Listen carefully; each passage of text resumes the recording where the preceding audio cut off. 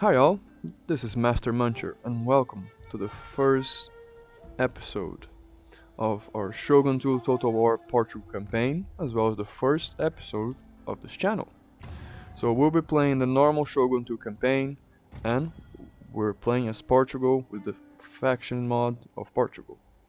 We will be playing the long campaign with legendary difficulty because this game can be incredibly easy if not in a harder difficulty because of certain units that the Portugal mod adds and the way that Portugal plays. It's important because the harder difficulty means as the game progresses, the other clans of Japan actually become incredibly powerful with a good sized territory. So eventually we will be playing against huge enemies, which will be really fun. The initial challenge is hard, and it is. The beginning of this campaign can be slow, but we'll hopefully go through quite quick because of the money problem. But that's there's an easy way to fix it, and we'll see that soon. Portugal has a couple very useful abilities with their gunpowder units. The Neo Fire ability and Suppression Fire ability, which I think were added with the DLC of the Fall of the Samurai, with when the Western units and when gunpowder units became more a norm. We have increased trade income, which I'm not entirely sure that it affects the trade nodes, or if it's just when we trade with like any other clan that the game has. When I say clan, like the traditional Japanese clans that the game starts or you can play. And we have 10% upkeep of cost of Yari Gashu, which we can really recruit, so I don't think it will really matter too much. The mod really did a good job of giving like a little text here, like an introduction to see how it's gonna go. And really fun. So let's dive right in. So yeah, the way I like to think about this game, this mod and how we access it is like the Portuguese during this time were exploring and discovering most of the world for the Europeans. That is, the world wasn't discovered, but they were discovering for the Europeans version or vision. And they did reach Japan in around this time, if not exactly this time, I'm not entirely sure.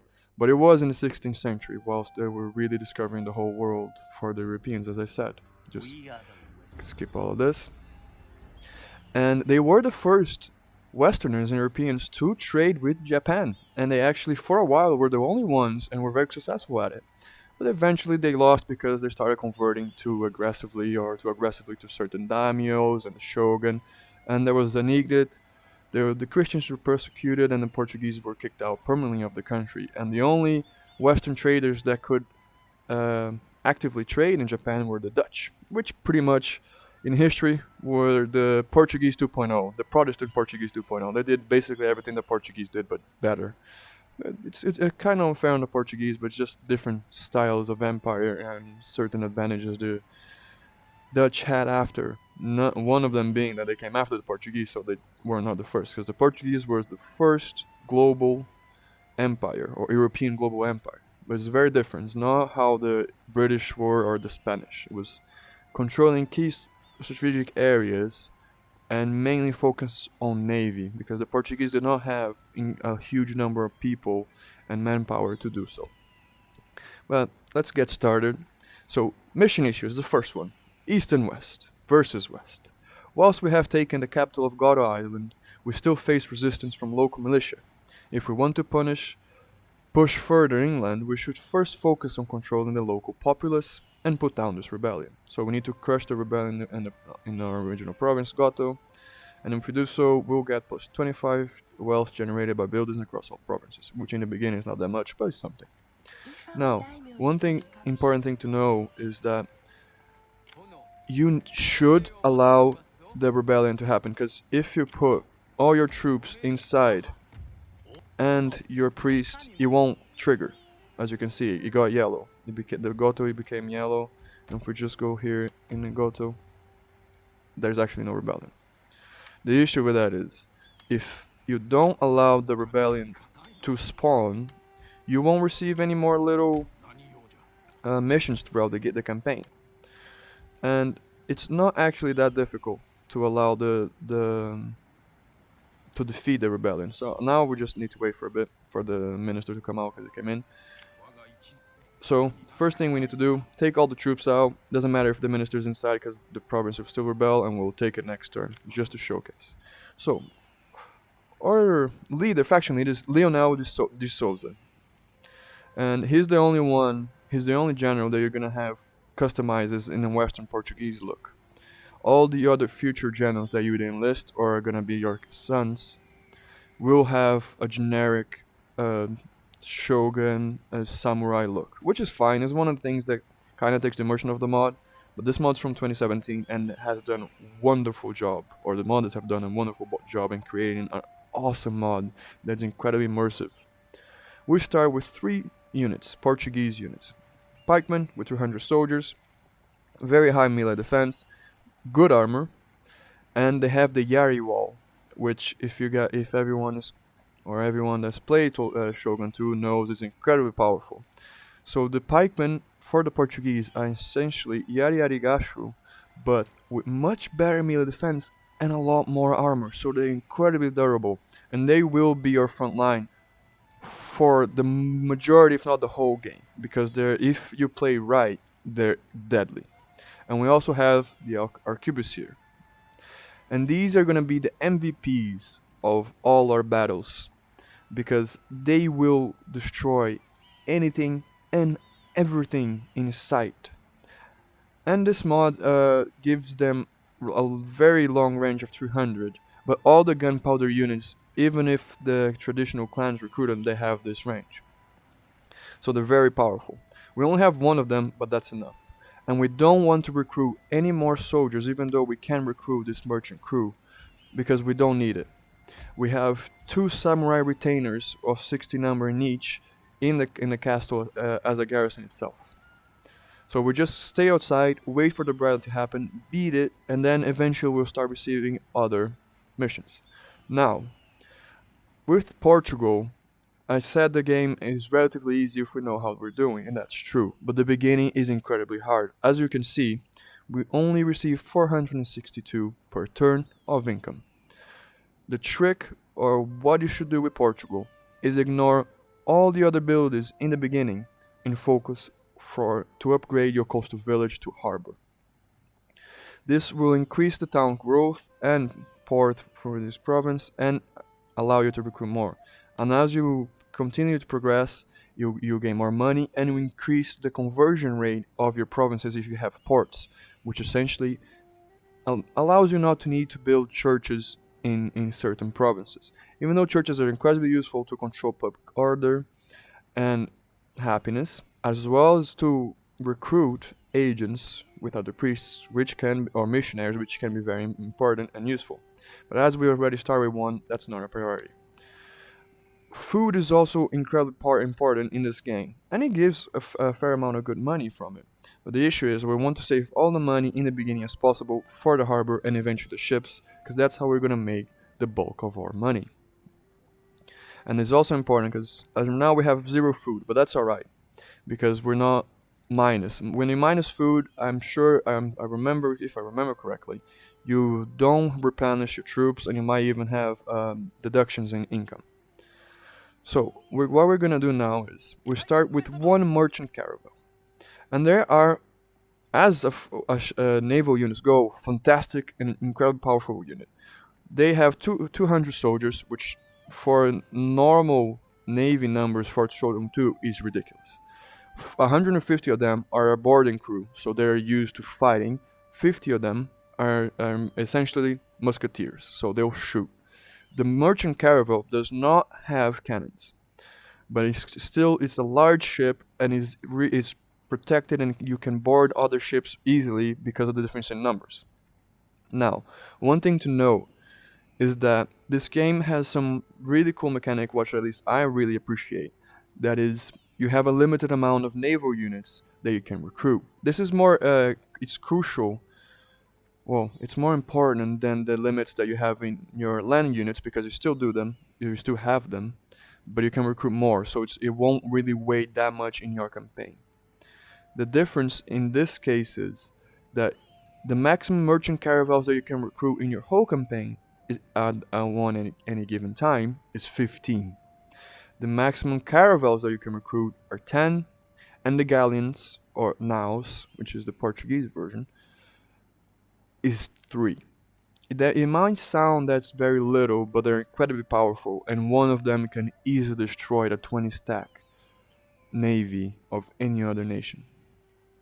So what we want to do with the merchant caravel is go with these trade posts. We don't want to go to the one in Goto Island. What we want to do is actually go to this one. And I'll explain why just in a second. You want to put them here and keep it. As you can see, if we see, it's 20 incense that we get. If we stay in Goto, it's 30 rock silk.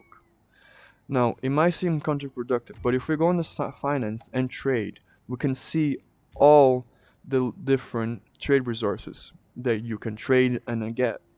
And besides the crafts, which you're only available in certain provinces throughout the islands, which gives you 40, the most valuable one is incense, which gives you 35 compared to the raw silk with 30. Now, it's not a huge difference, but it does make a difference in the beginning because we have such a low income to start with. And if we go on the minimap and we see this one, the trade with Indonesia sultanates, you trade incense. The trade with Annamese warlords, you trade incense. The Goto Island, where we start, you trade with Chinese Empire, raw silk. The island to our north, you trade Korean Kingdom, is cotton. Here, trade with Georgian tribes is horses, and up here, near Date, is iron. It will be easy to control these 4 in the beginning. Well, in the beginning of the campaign, not really relatively soon, because we're gonna have to struggle a little bit before we really become powerhouses. So that's one thing to know, is that this campaign will be a heavily maritime and naval campaign for the initial duration, because mostly we'll be fighting in the sea and taking ships so we can grow our economy before we really send land armies to the main islands of Japan. I really love this type of game because it gives you a different perspective of how to play this, and because the Portuguese actually have powerful ships is a viable strategy. Now, let's go with the technology. If you guys are playing Total War games for several years, you know how the transition between tech trees happen. And now, with the fantasy versions of Warhammer, every single faction has really interesting and different technology trees. The Shogun 2, however, has the same for all of them, but it's really simplistic, good, and easy to follow tech trees will actually give you important benefits because they will unlock certain buildings, certain units, certain abilities. So it's really important to focus on the right technologies from the beginning. And with Portugal, with the style that we're going to play this campaign, you need to rush the caravel as fast as possible because the caravel gives you cannons. A ship with cannons is incredibly powerful. As soon as we can recruit the caravels and we actually recruit them in our campaign, the seas will basically be ours, unless something horrible happens, which won't, and we will be able to control anything and everything. So that's the main thing that we need to do, is rush the caravel so we can recruit them and control the seas. And as you can see, this will take at least 31 turns to get them, so it'll take a while. We'll start here, getting the swordsman, 1 morale for all units is really good. We'll follow to enable fire arrows and the recruitment of musketeers and foot archery. Then we'll go here, which enables all fleets to engage in night battles, which is useful, and this is really important, 10 movement range for all ships. This will be a good change. Then increase accuracy for firebomb throwing units, and we can recruit musketeers. Enables buildings and bombard later. Finally, we'll get here with speed and the caravel. Now we'll go to diplomacy. Diplomacy in this game is going to be tough in the beginning because no one really likes us. We'll try to get a marriage from the get-go, so that's fine.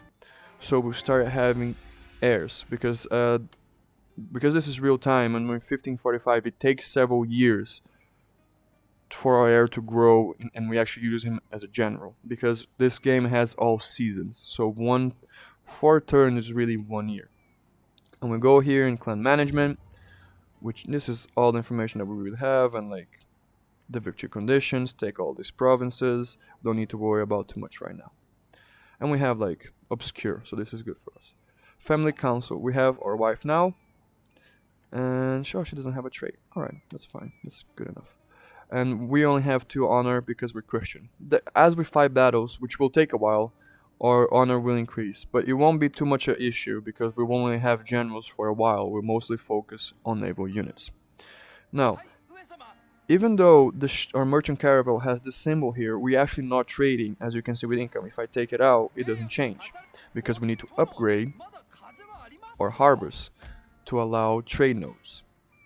That's why it's so important, especially Portugal in the beginning.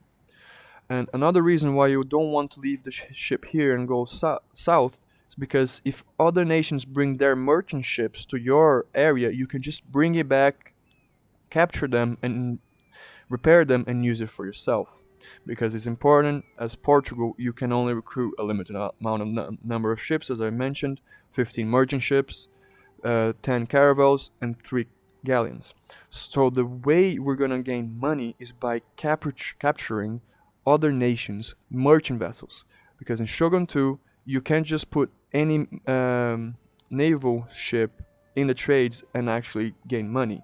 It needs to be specific merchant vessels. As Portugal, we have the advantage is that all 3 of our types of ships, the merchant caravel, the caravel, and then the galleons, are military and trade ships in one. So that's a big advantage that we have. So as soon as we have a trade route, we will be able to start making money with a merchant caravel or a caravel. In the beginning, it's unlikely that any nation will arrive too soon. The Wako pirates, which are just pirates, are probably the main enemy that we have for a while, and that we were taking their ships. Now that we've done most of what we can do, we just end turn. And relatively quickly, because this game is old, it came out in 2011, and the mod, I think, it came into 2017. But it has a couple of iterations, and they had done updates until that point. As the mod had some problems in the beginning where the pikemen did not have the area wall, so they really didn't act as pikemen and was a weak unit, and the cannons didn't really work properly. But now everything works perfectly, and this mod is one of the best mods that I ever played in Total War games. But I'm a bit biased because I love history, I study a lot of history, and the Portuguese Empire is something that I'm really keen on. As we can see, mounting rest, which is what I want. And we have this mission, we're already kind of doing this. Master the following art, Essence of the Spirit. We can check. Essence of the Spirit.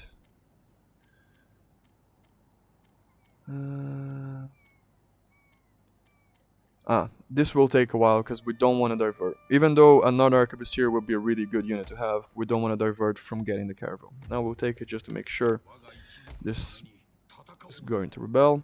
And the ship's still here, we still have very little income, but we're gonna hold it, not spend any money, because we want to keep upgrading the harbor, because next turn we'll be able to do so. Just go diplomacy, they're friendly now, but because we're married, but we still don't have a daughter, money's still the same, so we just do another quick turn.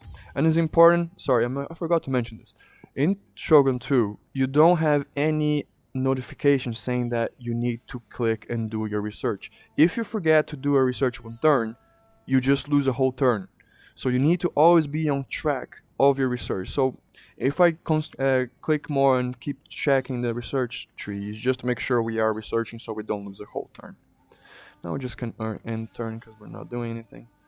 And I could actually move this around a bit, and I will, but always like in range just to know where our more factions are, because we do want to hold this. We don't want to allow other factions to get it. So we just go back now here.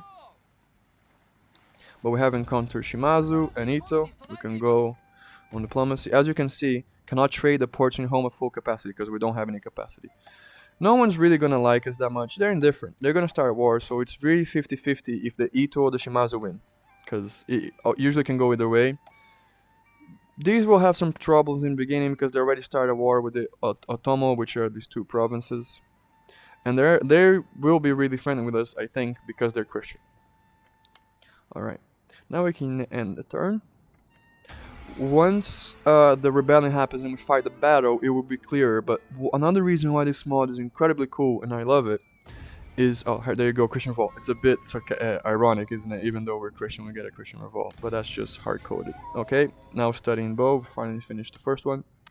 Is that this mod allows you to play Pike and Shot Total War in, obviously, a Japanese setting. But it's incredibly fun, because a lot of Total War players have been wanting a Pike and Shot game for ages in an early modern setting, which is like after the Renaissance in the 1500s. And this allows you to play exactly like that. And once we start playing like big land battles, you'll see how effective that is. So now we have the rebellion. We'll move our soldiers to Goto, and we can just check how many soldiers they have. Alright, this will be interesting. They have 4 cavalry units and 4 soldiers. I assume they probably have some Yari-Yarigashu or some archers. That's pretty good, because cavalry in sieges are not that good, especially just because of numbers, so they have to dismount to attack us if we hold. And with our arquebusiers, we'll do a lot of damage to them. So what we're gonna do, we already have the harbor, +2 per turn growth from ports and recruitment capacity, and now we're gonna recruit a trading port where we'll finally be able to recruit the merchant caravel. Again, this is why you shouldn't spend money with anything else and focus on this. So you'll get a 1 trade route from sea, and we'll start gaining more money. You can export more valuable goods, you'll be able to recruit more, and you finally unlock the recruitment of the merchant caravel. They're gonna be incredibly expensive, over 4,000 in the beginning, and that's just not tenable in the initial stages of the game. Okay, Iko, Iki, and Hattori, that's fine, that's very far away, that's around here, and we finished the harbor. So yeah, we're gonna struggle with money in the beginning, but as soon as we start capturing enemy merchant ships, that's gonna change. And we'll see that when we actually get them. Might take a bit, because that's somewhat arbitrary, but we'll reach there. So now we're in turn, they'll attack us, and we'll have our first battle of the game.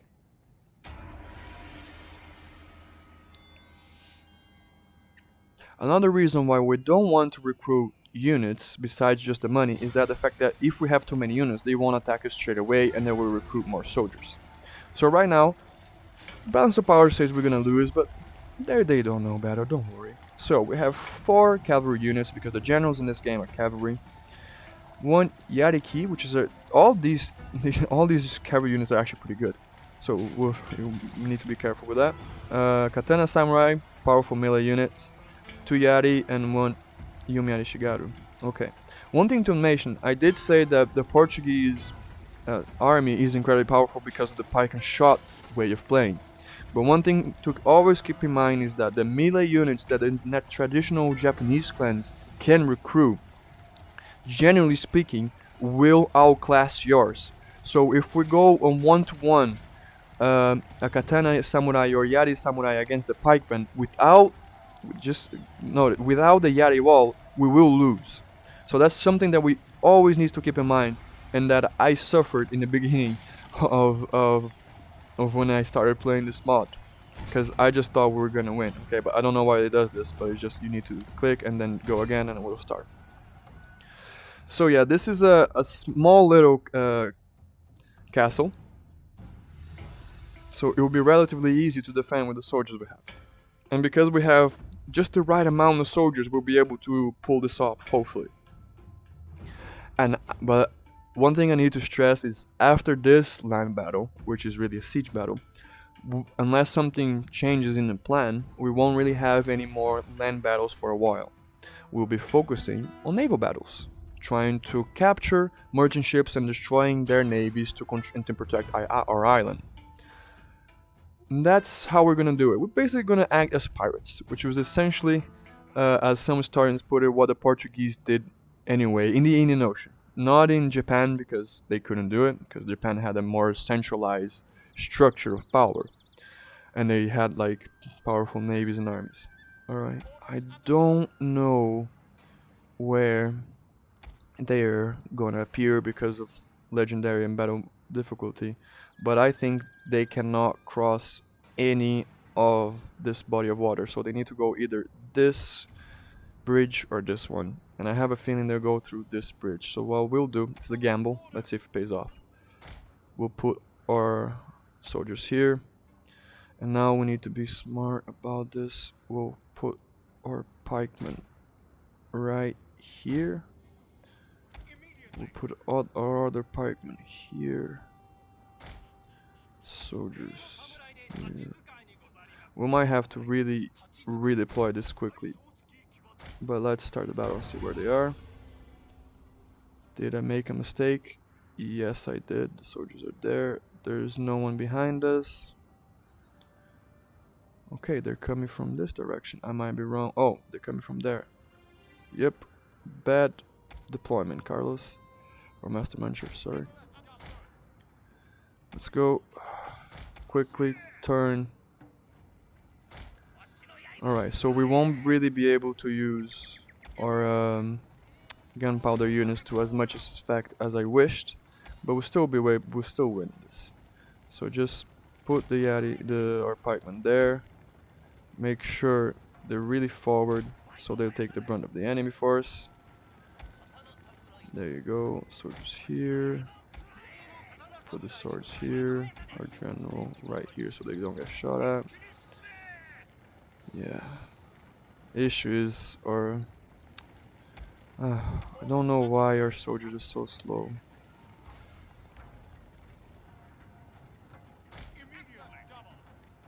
Can they actually cross this water?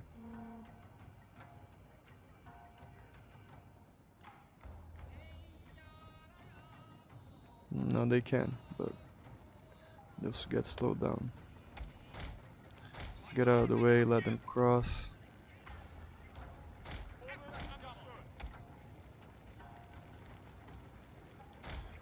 You stay here.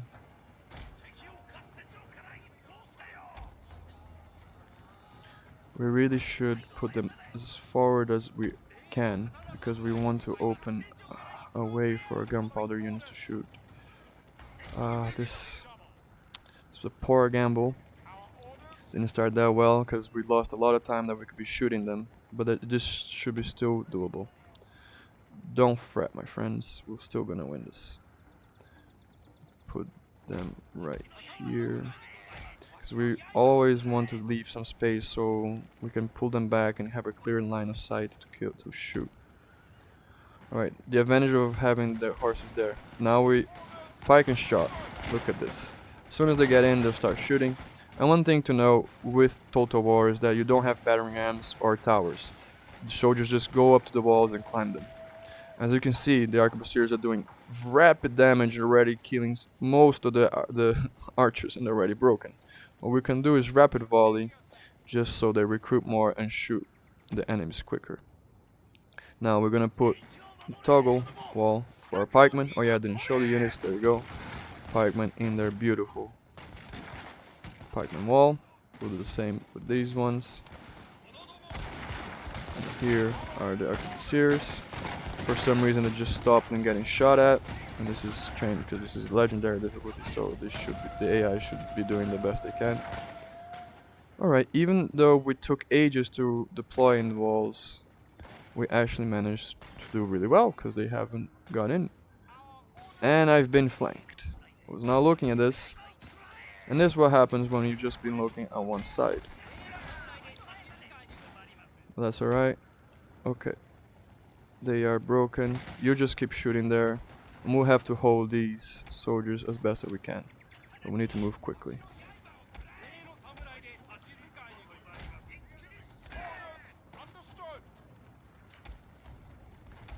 Alright, this will be a bit tougher. I did not see them coming from the other side. But that's alright, because we'll hold them here, and then we'll just bring them to the other side. Yep. What we'll do, we'll bring you here. Put the Yari wall, or the pikeman wall, and we'll hold. It's alright, this is more exciting, isn't it? Just to be sure, they're fleeing, but now they're coming across, and we've been invaded. But the wall is here, they'll just go charge it against it. Yeah, I can see the samurai.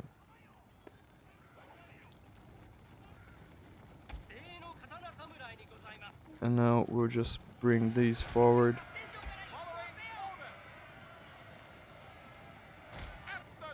make sure they're here. We can take them off and put them here because those soldiers are coming back. Move the cavalry here. As you can see, they'll hold. We don't, doesn't matter if these soldiers die. And now we're gonna do rank ability and you'll fire, and you'll see how devastating they're gonna be. With a good clear line of sight, anyone that comes over is just gonna die. We might have some friendly units, friendly fire, but that's alright. It's doable. And they fire a rank, so everyone should fire and do the damage that we need to. They're gonna start going up, but you all be here with the toggle yaw, with the yari wall. We'll do the stand firm. We'll give inspire and rally, so our soldiers hold. Now with the wall, they won't cross us. They can try, but they won't. Come on. They would beat us in 1-to-1 on 1v1, but because we have the wall, they can pass. And as you can see, the soldiers could continuous fire and getting kills, whilst our wall just holds. And this is pike and shot. Hold with the pikes and shoot with the arquebusiers and the gunpowder units. As you can see, they're already wavering. These will waver soon enough. As they have a clean ally side, they can continuously shoot. They're still doing well, so what we can try to do is flank them. These soldiers, because of the wall, should hold. After it, we just have to move our riflemen here so we can shoot at the cavalry.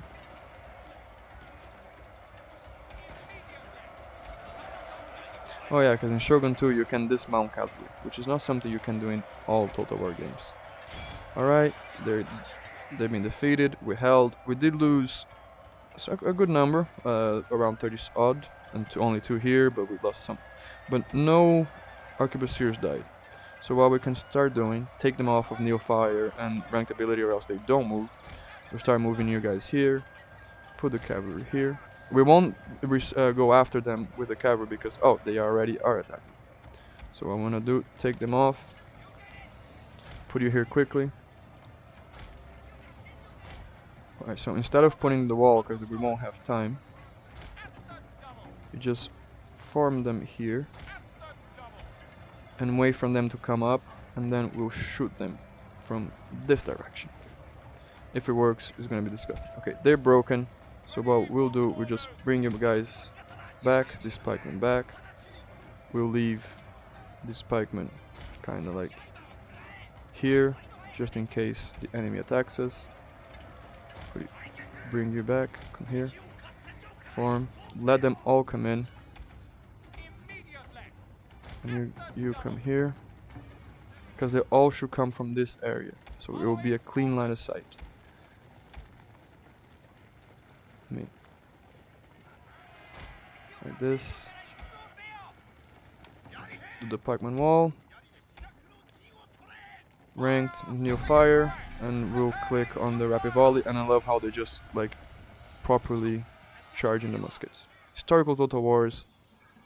They're good. I missed them. And really cool. This is actually the right flag for Portugal this time. Alright. Now you can see they're coming in and we're just shooting them to death. Our pikemen should hold and not let them get close to us. Because how the AI usually works is they attack the closest enemy unit, in case us, right? So they'll attack the pikemen. What we can actually try to do is get our general. Alright, yeah. Decisive victory, as you can see. And there you go. The rebellion has been defeated.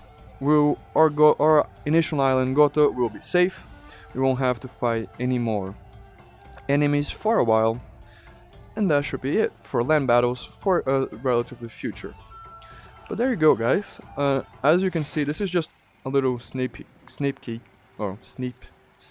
peek of how the battles are gonna go. Hold with the pikes, do the damage with the arquebusiers. Even though, let's check the units. The pikemen did a lot of the work. They get most of the experience because they got the damage and dished out damage and killed almost 200. And then you can see our arquebusiers didn't get that much experience but did kill more. So that's how it's gonna really work. Pikemen hold, arquebusiers shoot. Pike and shot. And as we go down the technology tree, the military technology tree, we'll unlock certain abilities, square formation, defensive formation, and that will really change and be really important when we start doing large land battles in the continent. But for now, we're really gonna do defensive. Okay, expansion efforts, capturing a province. Yeah, 1+ recruitment, that's not really needed, and we won't do that for a while. Now, we don't want to recruit any more units, even though we don't have the money, but we don't want to disband them, because it will take a while before we can recruit these type of units again. And now, Goto, as you can see, Christianity is increasing, 56%, should increase relatively quickly, and our public order is really good. Alright, now, the next stage is just to wait to see if any other ships appear so we can capture them, and do our stuff as the Portuguese and pirates. So what we'll do, check the diplomacy, we can still trade, there's no point of marrying on them because we can't, technology is going the right way, and we'll in turn to see if we can get a naval battle. But yeah, as you can see, it can be really challenging eventually when we're fighting loads of armies with cavalry and like better enemy units. The Waka pirates are the ones that we're probably gonna have to fight a bit in the beginning. Let's just move the general a bit outside so we can see if there's any ships. It takes a little bit before the ships arrive. But I think we should end it here for the first episode. In the next episode, hopefully we'll have naval battles and I can showcase how we're gonna really conquer the seas. But in this one, we had a little sneak peek, of how the land battles are gonna function. We already settled and secured a little province. We have our ship in the right place. We're married off our faction leader. Hopefully soon we'll have some babies and continue our family line. And thank you very much for watching the first episode. And yeah, see you later.